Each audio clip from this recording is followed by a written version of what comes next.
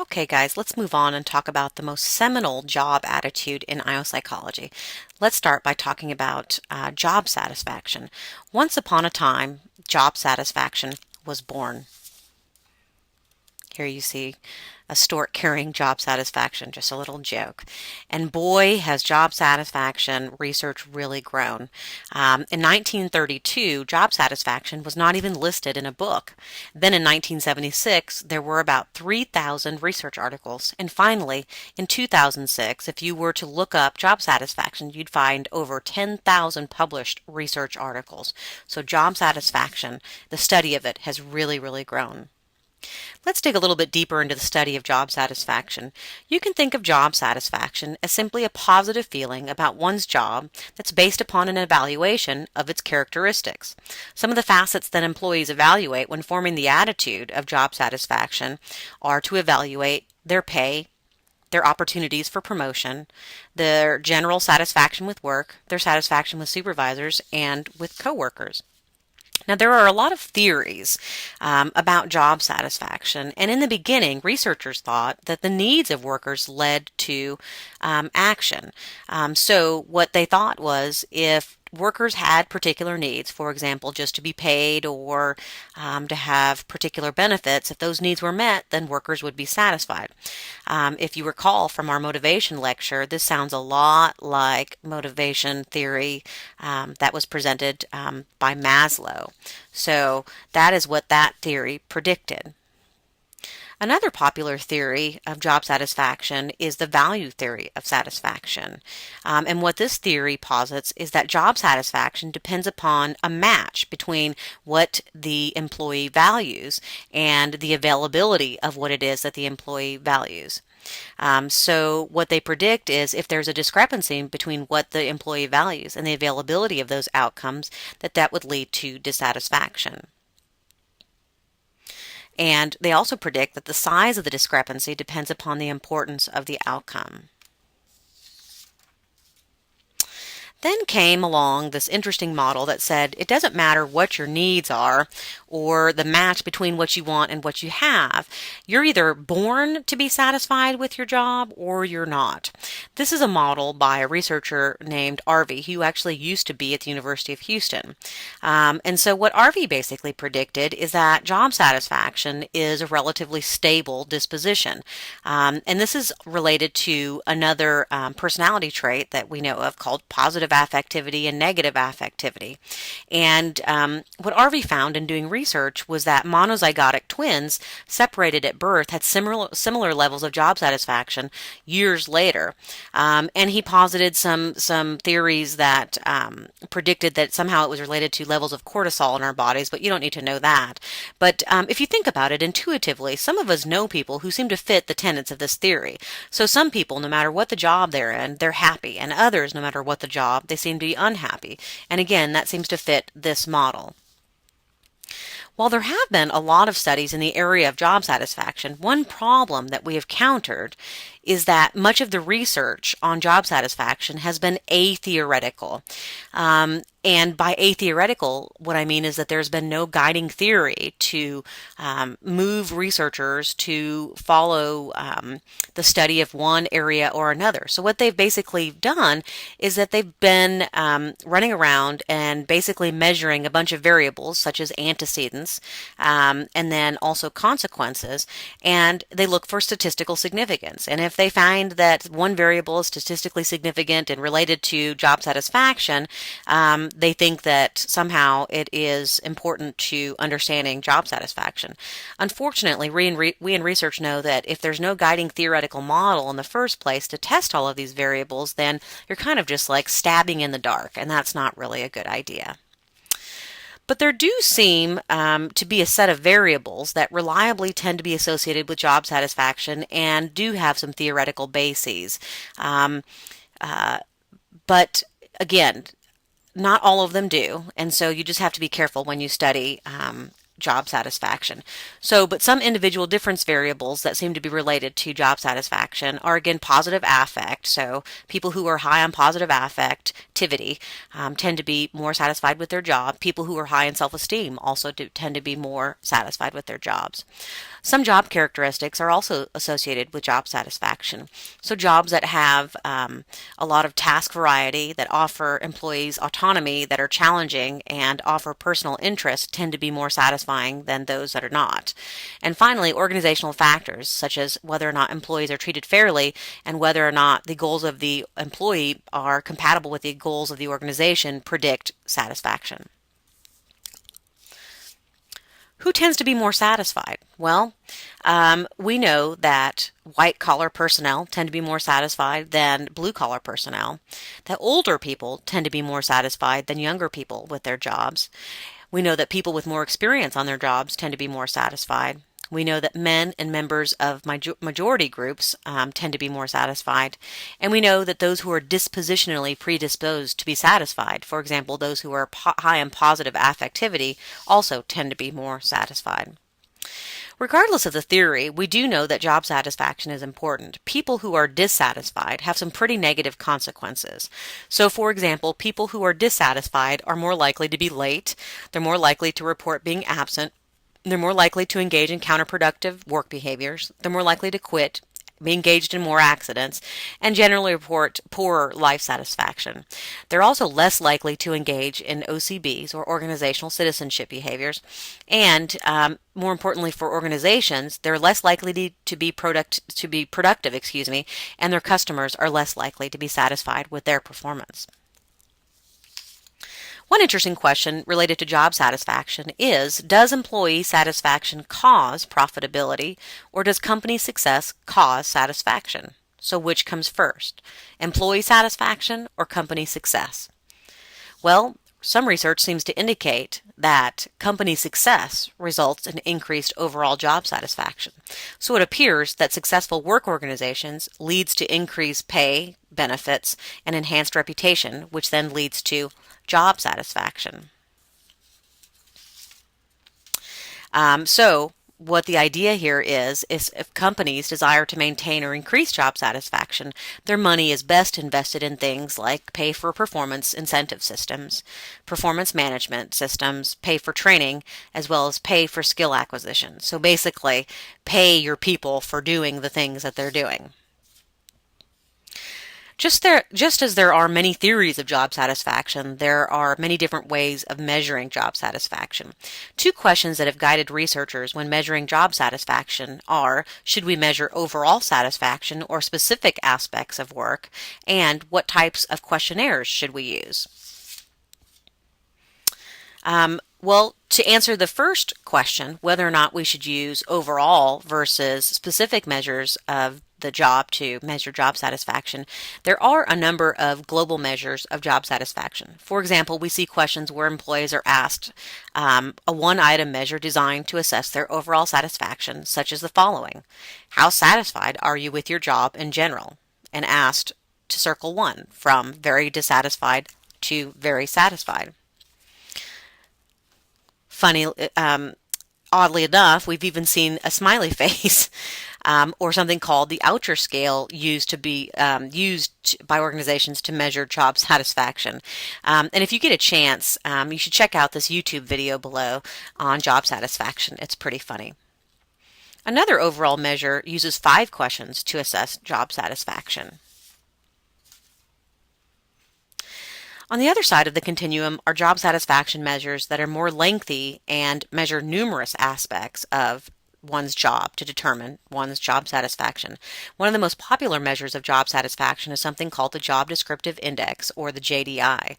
The JDI uses a rating scale for assessing job satisfaction, and it asks employees to indicate whether or not various adjectives describe 5 aspects of their work. So, for example, they might be asked, is the work itself that they engage in routine, satisfactory, or good? And are the opportunities for promotions, would they be described as a dead-end job, one with few promotions, or a good opportunity for promotion? Another popular measure is what's called the Minnesota Satisfaction Questionnaire. The Minnesota Satisfaction Questionnaire, again, is a rating scale for assessing job satisfaction that asks employees to indicate the extent to which they're satisfied with various aspects of their job.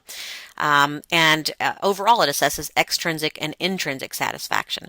So here on the left-hand side is an example that asks employees to rate from extremely dissatisfied, being 1, to extremely satisfied at 5, the utilization of one's abilities, their level of authority, their satisfaction with company policies and practices, their opportunities for independence, and their relationship between their supervisors and themselves. One final measure of job satisfaction that I'll mention is the Pay Satisfaction Questionnaire.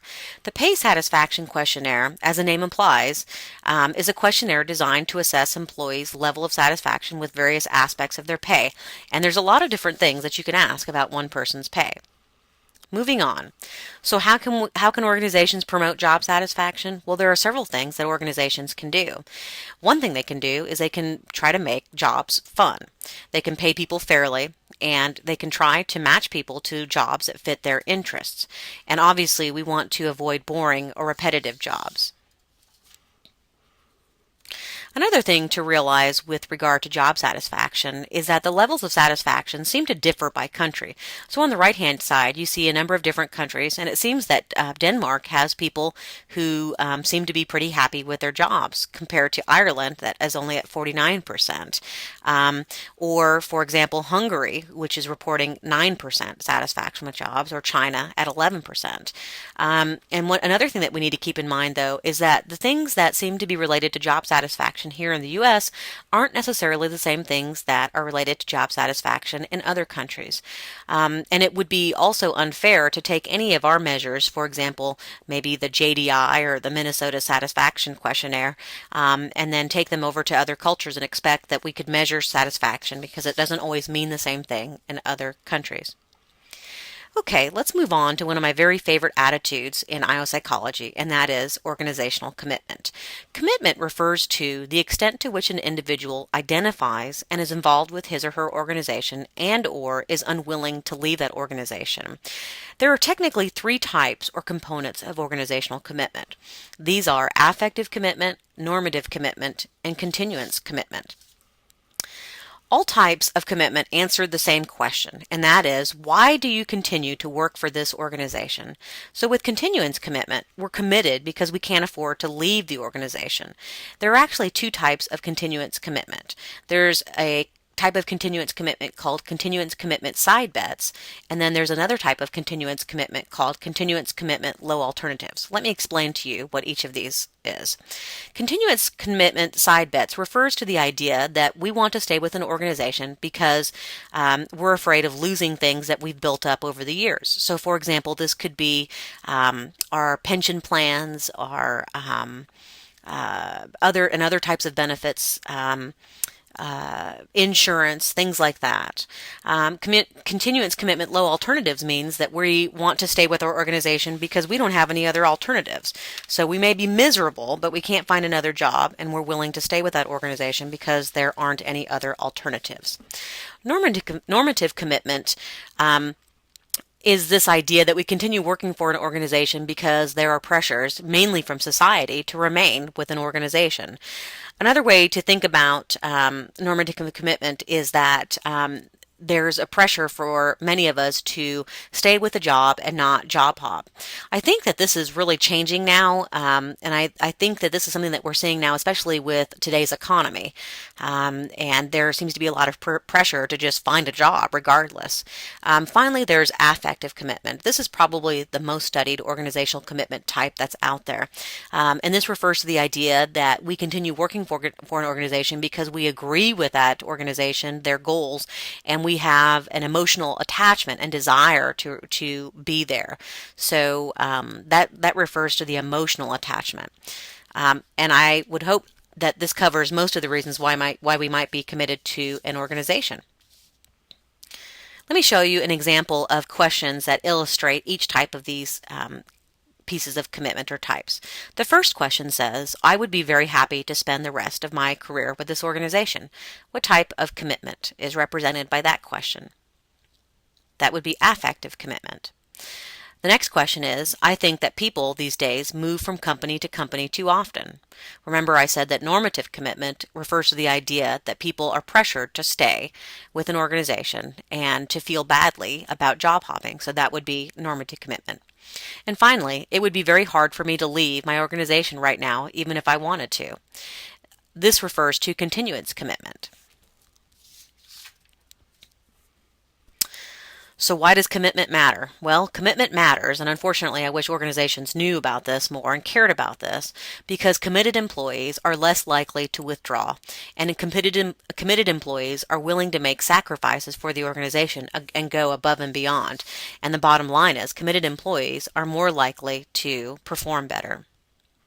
How do we develop commitment in employees? Well, like developing satisfaction, one thing you can do is you can make jobs interesting and give people more responsibility. You can make sure that you align the interests of your company with those people that are employees, and you can enthusiastically recruit new employees whose values closely match those of the organization. And of course, it's important to listen to your employees and find out what their needs are to develop that commitment. Let's move on to another important construct by letting me ask you a couple of questions. The first is, what do you expect from your employer? And finally, what does your employer have a right to expect from you? There's a construct called psychological contracts that addresses exactly just these questions. And the psychological contract refers to employees' perceptions of mutual obligations that exist between the individual and his or her employer. So it gets at this idea that the employee has perceptions about what they owe their employer and perceptions about what their employer owes back to them. In general, researchers think of two different types of reciprocal obligations within each of our, and that's individually within each of our psychological contracts. So, for example, each of us is said to have a transactional obligation aspect of our psychological contract that is based upon economic resources, is short-term, and very narrow in scope. So, for example, an example of a transactional obligation might be that I expect that in exchange for me working 8 hours at a particular company, I will be paid X amount of dollars. The relational obligations of our psychological contracts are much more long-term and broad, and they're based upon socio-emotional exchanges. So an example of a relational obligation might be that in exchange for my commitment to an organization, I expect that they will provide some job security to me and trust me in exchange. Now, if our perceptions of the obligations between ourselves and our employee are on track, we usually are satisfied. However, what happens when we perceive that the organization is not following through with one or more of their obligations? When this occurs, an employee perceives what's called a psychological breach. Psychological breach is that the perception from an employee that the organization has basically broken one of your expected obligations.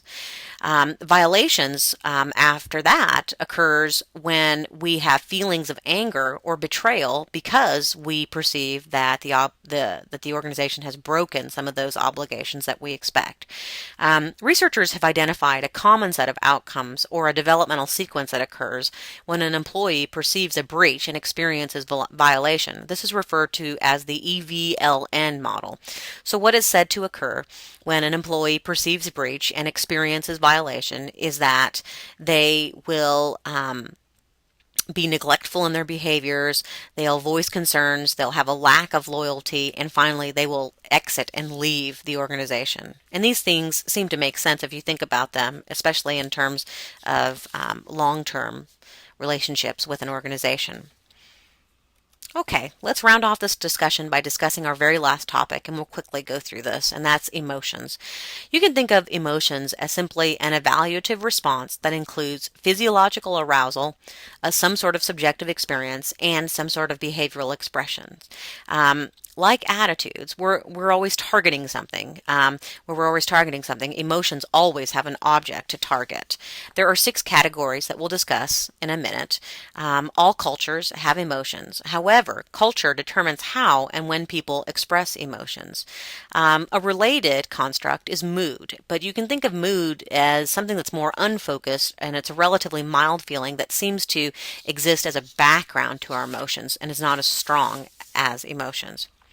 When you get a chance, go ahead and take a look at the number of categories of emotion. These are anger, fear, joy, love, sadness, and surprise. One of the things we do know about emotions and moods is that if you're in a good mood, you're more likely to do a number of positive things, like work more carefully to resolve conflicts, to help your fellow coworkers, to judge the work of others more positively, to report greater satisfaction with their jobs, to make better decisions, and to recall positive things. Unfortunately, if you're in a highly negative mood, you're more likely to have lower job performance and to recall negative things.